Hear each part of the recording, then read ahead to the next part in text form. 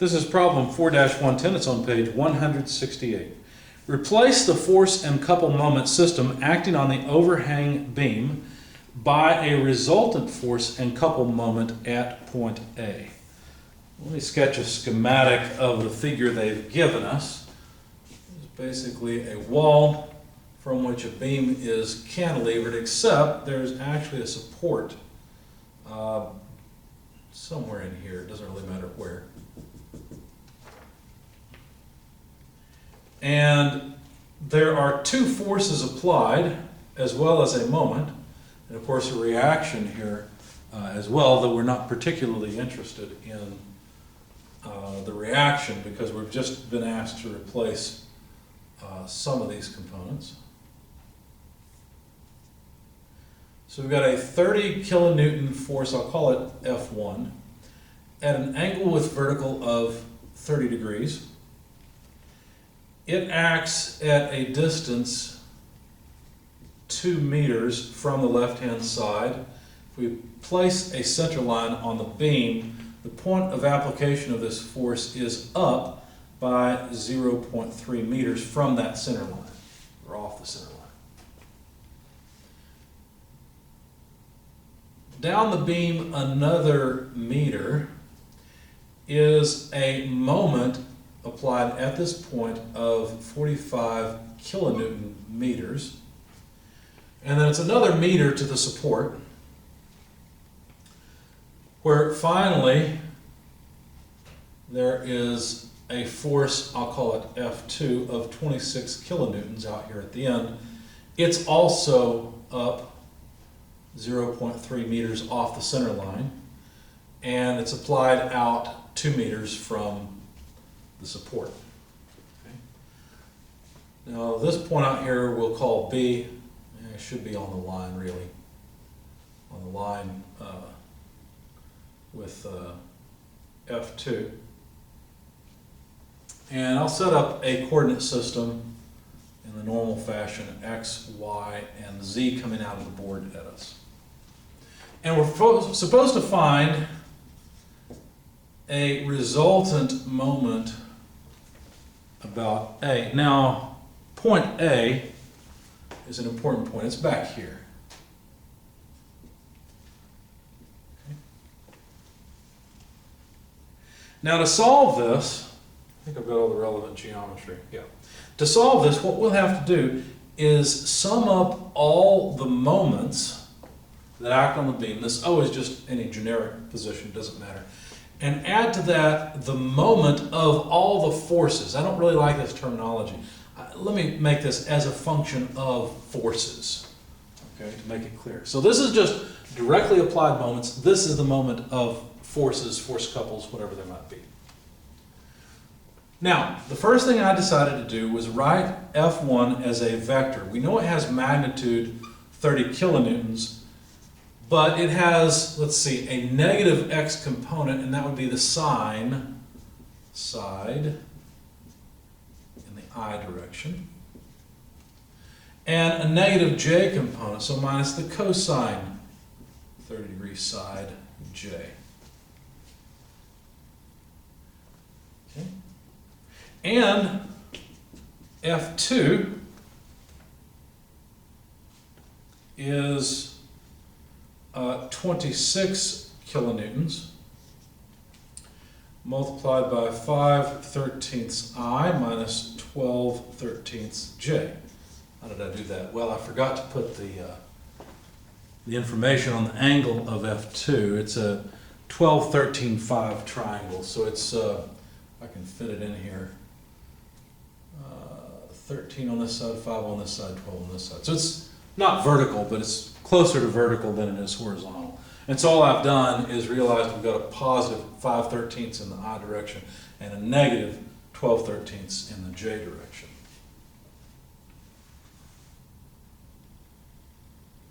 Now, what I decided to do is go ahead and add up these forces, because one of the questions they had was replace the force and couple moment system by a resultant force and couple moment at A.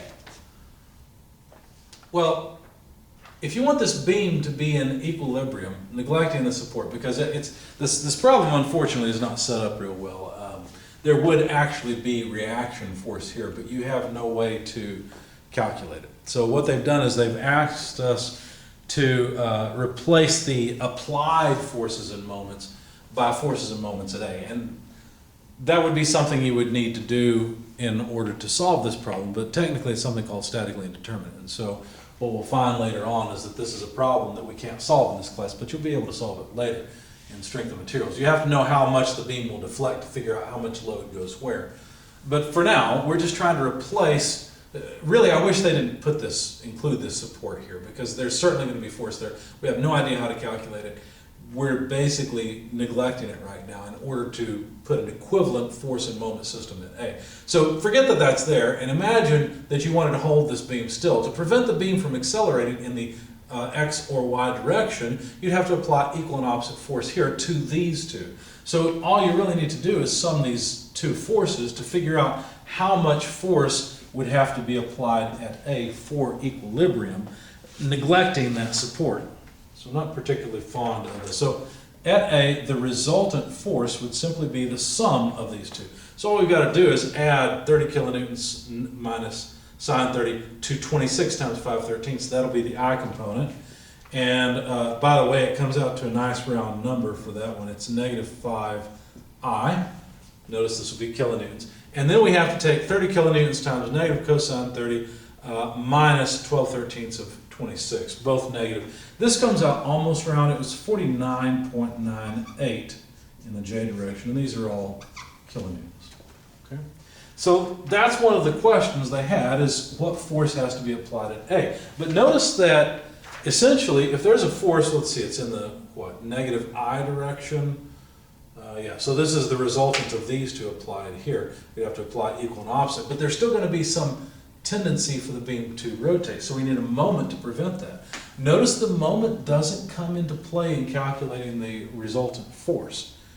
It doesn't matter. The moment would come into play if this was a real problem where we were trying to calculate reactions here and here, but don't worry about that right now. To calculate the reaction moment at A, now let's go back to this equation. We'll have to add in all the simply applied moments. Well, one of them is a negative 40, well in fact the only one is a negative 45 kilonewton meters. Now, you got to understand, I'm going to go ahead and take a cross product to evaluate this. And with a cross product, I into Y is K. And so counterclockwise is inherently positive. And so if the moment is applied here clockwise, then that is a negative moment. That's why this negative sign is here in the K direction. And that's easy to see, right? This moment is opposite the K direction. And then if I add to it, so we've taken care of this piece, now let's do this. So for that piece, it consists of two parts. Notice there's a summation sign. This one was easy. There's just one. We don't really have a sum. There's just one plug in. But here, we've got two of them. So we need a vector from A to point 1, right there, crossed with F1, and we need a vector from A to point 2, crossed with force vector F2. And that is this whole term. Okay? So this piece, to be clear, is sum of moments at any point. This piece is the sum of the moments of all the forces. Okay? All right. So negative 45, and since all of our lengths are in meters, our forces are in kilonewtons, I know I'm going to get kilonewton meters, I'm going to run out of space, so let me just drop the units for the time being, and we'll tack them on at the end. The moment will come out in kilonewton meters, so no point in writing it over and over again. Now, I will need a vector from A, which is right here, up to the point of application, point 1. So that's 2I, to move from here to here, up 0.3J. Obviously those are meters. Again, I'm leaving off the units. Crossed with vector F1. Well, that's 30. that first 30 times negative sine 30 degrees I minus cosine 30 degrees J.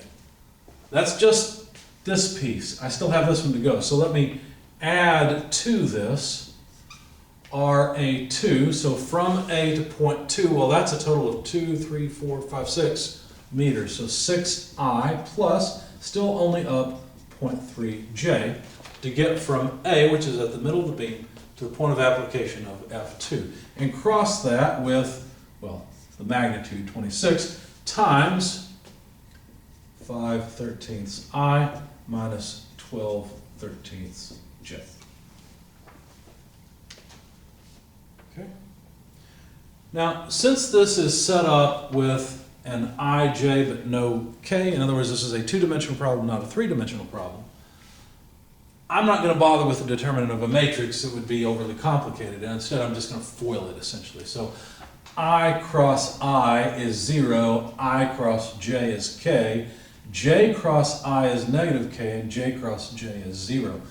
Let me do that a little more slowly. Negative 45K, just copying this, plus, let's see. Well, I'll just do it at the board. We'll see how I come out. All right. I cross I is 0, so I don't need that term. I'm going to pull out the 30, and let's see. I cross J is K, so that's from this, negative 2 cosine 30 degrees. I cross J is K. Don't want to forget that. And then J cross I gives me something, but J cross J gives me nothing. So J cross I is minus K. Minus times minus is positive. And I need 0.3 sine 30 degrees in the K direction. So I've computed the cross product for the first term.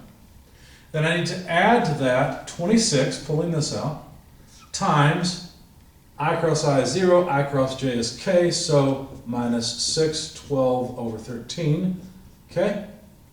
That's that.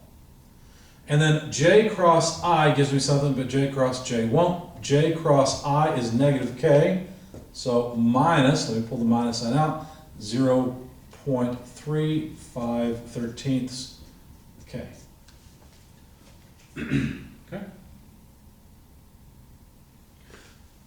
So notice that all of the moment ends up in the K direction, or the Z direction. Some of it's positive, some of it's negative. Quite a bit of it's negative. Okay. All right. Make sure I've done all this properly. Yeah. 6. Yeah. So then, all we've got to do is grab our calculators, multiply 30 times this plus 30 times this, add 26 times this, 26 times that, add 45, and we're done. Of course, add negative 45. It comes out to about negative 239.46 K, and these are kilonewton meters. So what this says is that the equivalent moment of all these forces and this moment is a clockwise moment. And notice it really doesn't have to be applied at point A. This moment could be applied anywhere on the beam and we'd still get the same effect on the beam. But this resultant force has to be applied at A to give us the same effect on the beam. Really it's a couple, or not a couple, but it's a combined thing where these two things together, as long as this is at point A, then this moment will keep it all, or will be equivalent to what this moment and those two forces are doing.